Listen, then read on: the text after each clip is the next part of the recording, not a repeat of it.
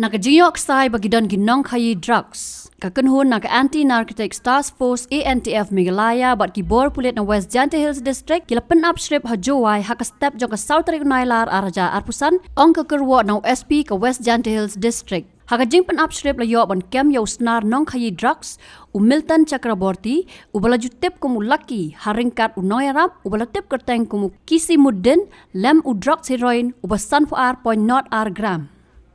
Laong baka ANTF Meghalaya hakapor khatway beje min miet jong kalai tarik unailar araja arpusan kalayo jing tip syapang kite ki arngot ki badangwan na silchar daka bus MTC bat suba baki ra jing di penbuat.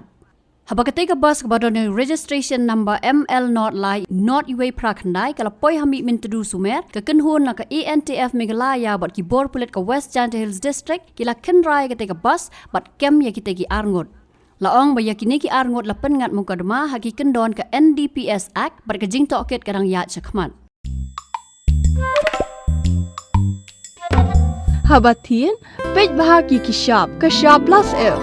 Ka plus F? Haka bam bangibam dunaki eki batay kamet. Namar kata habathiru atau kau kamlu ka umpnyang kadut pej ya ka Shah plus F haka jingsom. Yaki nutrient kumki vitamin bat ka ayan la icon diat bat ka bathau bha kam kta ka dur jingki mar bam ka jing mat lani ka rukom shed yaki balehi banai kita ka don ka we ka jing mentoy ba kongsan ka kot ka khia ka nutrition ba kham bha ka jing im ba kham bha pendon kam daki mar bam modon ka Shah plus F menta kasni Lawan Ra Shafi Lingba ko office jong Commissionerate of Food Safety Meghalaya